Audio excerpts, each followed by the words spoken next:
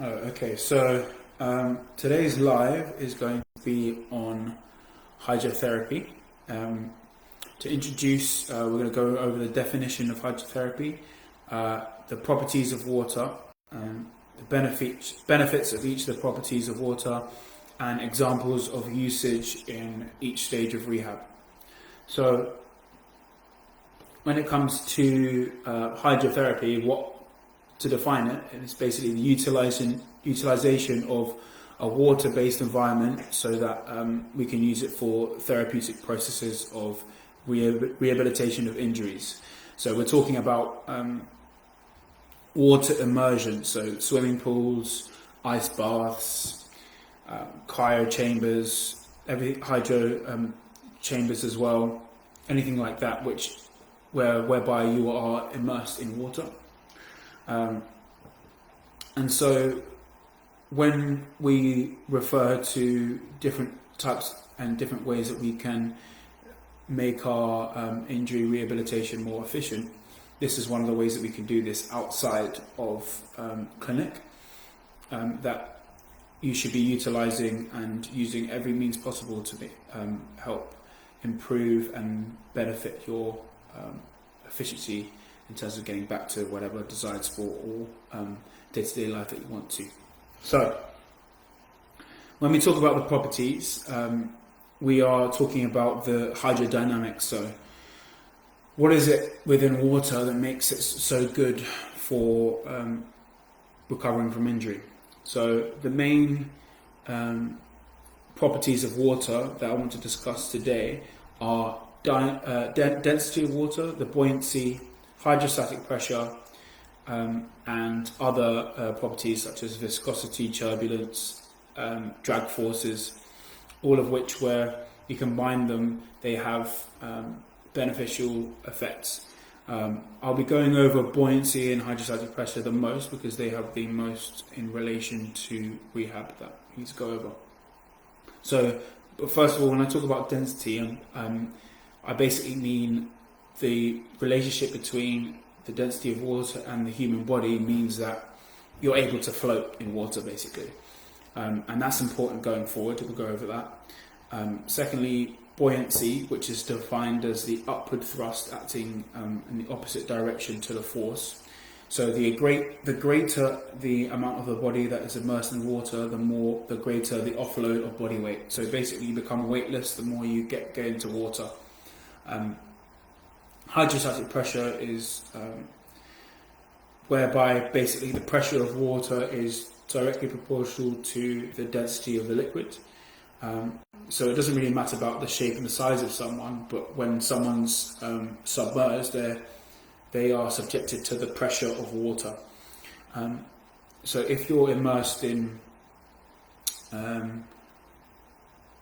water up to around 50 inches, that means that you are slightly higher than the normal blood pressure that's in your body.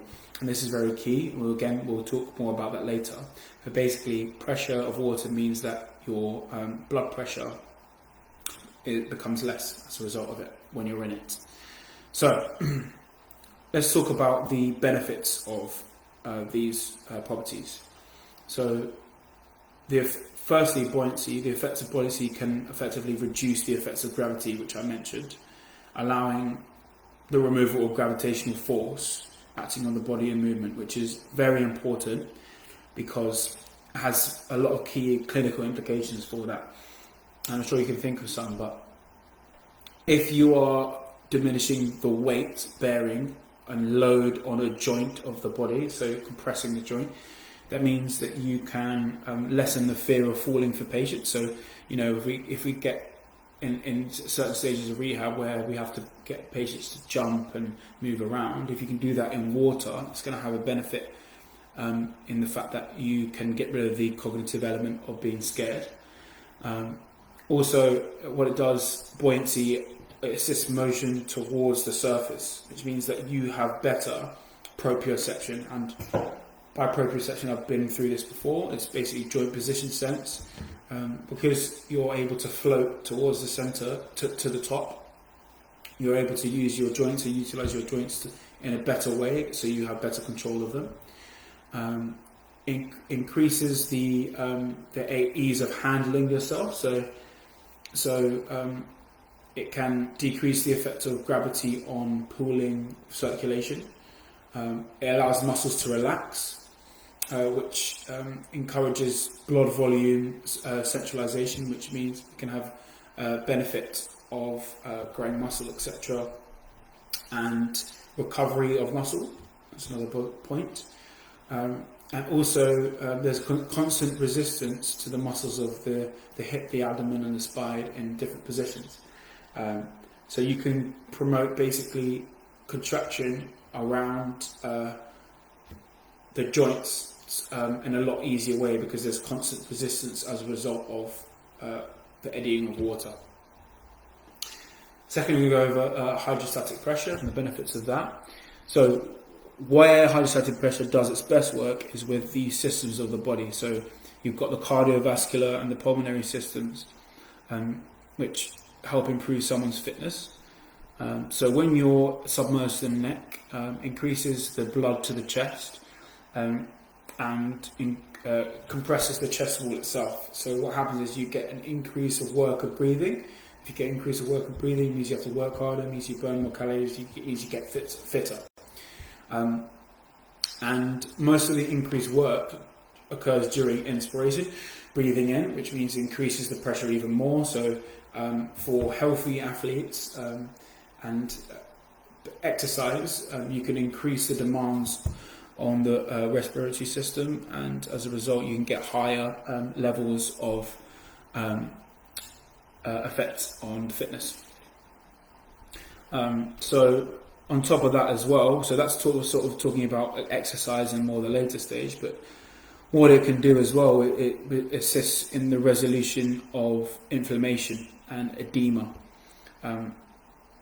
Also, what it can do is that hydrostatic pressure, it can, similar to the buoyancy, it provides resistance to the muscles. And when I say it affects the pulmonary system, I mean it affects lung volume. So your vital capacity is decreased, as well as your lung volume, which means that you have to work harder, as I said before. And it's also safe for patients with cardiac or pulmonary pathologies, because of the water. It's not too high of a pressure, but it's just enough where you can have an effect in a positive way. So that being said, sort of the properties and the benefits of water can be beneficial in multiple stages of rehab by looking at exercise, looking at reducing inflammation, looking at increasing increasing the amount of effect on the cardiovascular system. But we can actually delve further into each stage of rehab and rehab of injury, and we can see that they are benefiting in every single one. So I've been through the stages of rehab from injury before, but just as a refresher, there's the early, mid and late stage that we usually generalize and they're characterized and progressed by specific markers and have key goals that need to be hit. But we can utilize the properties of water for our benefit throughout these stages. So I'm going to use ACL reconstruction as an example for this, because it's one of the most studied types of surgeries and injuries, so we can get a lot of key information about this. So first, let's talk about the early stage, which is the goal. The main goals are overcoming the effects of surgery and complementing activity in the gym at a low level. So the main goals that you have are to resolution of pain, swelling, and the restoration of range of motion and range of movement. And hydrostatic pressure aids swelling removal, which I mentioned before, so this benefits this stage. Also, what can happen is you can improve draining of the lymph system.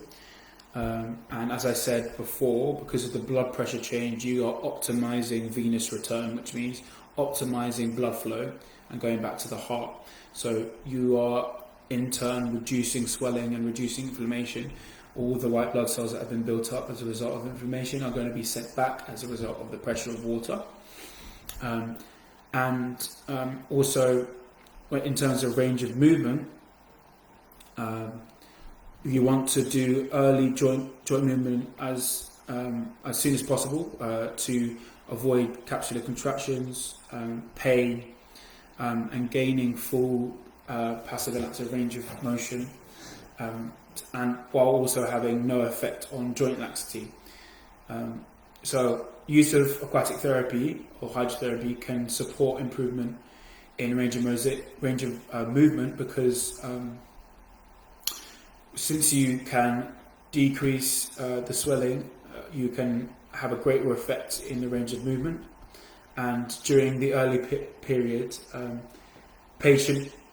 some patients may not be able to use devices such as treadmills, etc., a stationary bike, as a result of the lack of range of movement on land usually. But if you were to do this in the pool, you are able to achieve the needed range of movement due to the properties of water, because of buoyancy, because of hydrostatic pressure. A second thing that you really need with ACL specifically, but also a lot of other lower limb injuries, is to improve your gait, so walking. So following major surgery, you've got with fractures or ACL, patients may not be able to fully walk or weight bear without crutches, and you have functional deficits. Because you're in a pool, because of the effects of buoyancy, you are able to then walk because you have much less weight on the joints that have been affected, and you can train walking gait earlier than you would be able to usually, because you're removing a proportion of the body weight, and that's what you need really in order to achieve improving your gait without crutches, etc. You can re-educate movements in the pool just as you would on land. So it improves your motor function, and you're able to do this earlier than you would be usually. So resolution of pain, swelling, restoration, range of movement, gait, that can all be achieved in the water with hydrotherapy. Now we're going to move on to the mid-stage, and once the goals that I mentioned before, so as soon as you've resolved a lot of the pain, the swelling, range of movement, you can then move into what's called the mid-stage, but only once you've hit those targets. And in this mid-stage, you want to focus on some key goals, which are movement retraining, if we're talking about ACL reconstruction, and any lower limb injuries, cardiovascular fitness, and you want to start early plyometrics, which is jumping and moving and running, putting a lot of load through. So when it comes to movement retraining, you can have basically altered movement quality as a result of ACL reconstruction. Lights gone off a little bit. So you can basically, with hydrotherapy, you are being able to control the amount of pressure that you put on the limb to a better extent due to buoyancy.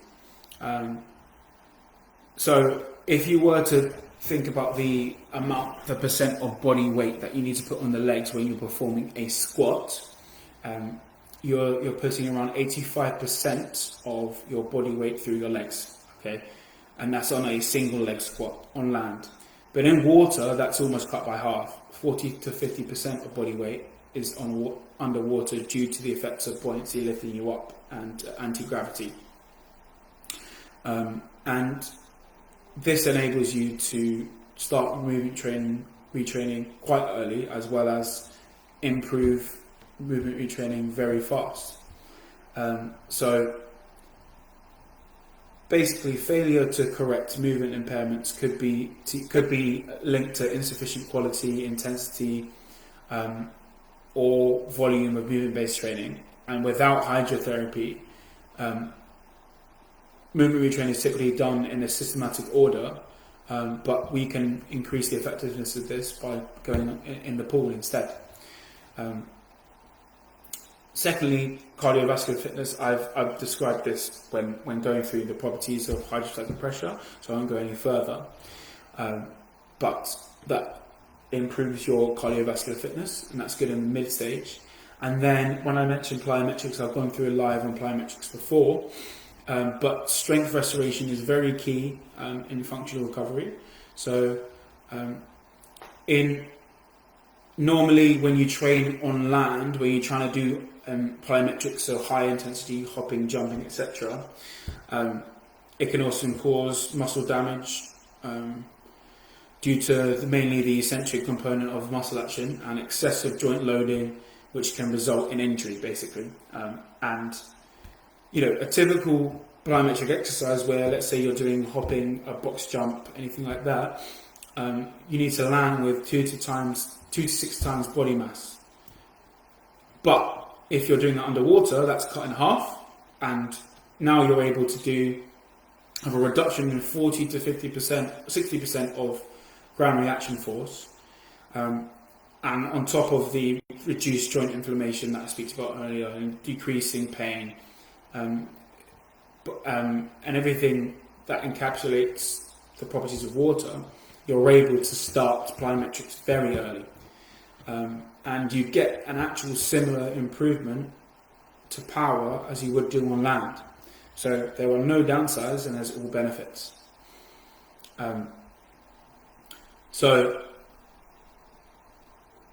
following this, you've then got the late stage, which is then a lot more tailored to sport-specific exercise, which means you're going to be performing movements that are high intense and very specific, where you have minimal pain, etc., which the late stage is all about.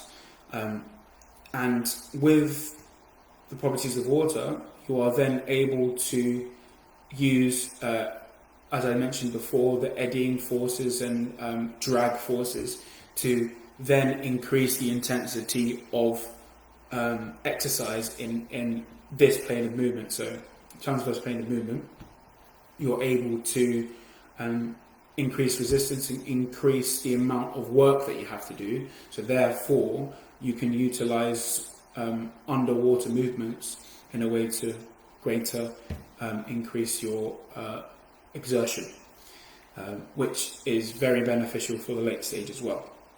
So to summarize, in order for us to for you to think about what you can do next in your next stage of rehab, you've tried all these exercises, they are effective, but how do you want to take to this next stage? This is one way that you can greatly improve your journey after an injury. And mainly hydrotherapy is about efficiency. You can cut times in half by utilizing swimming and buoyancy and water. So hopefully this gives you an idea of what extra you can do, and utilizing hydrotherapy going forward in your own injury, or maybe not even just injury, because there are properties that I mentioned that can just be beneficial for you in your daily life anyway, that if you want to do maybe a cardio workout or anything like that, take to the swimming pool instead, broaden your horizons and try different things. Okay, thanks a lot for coming, and I'll leave it there.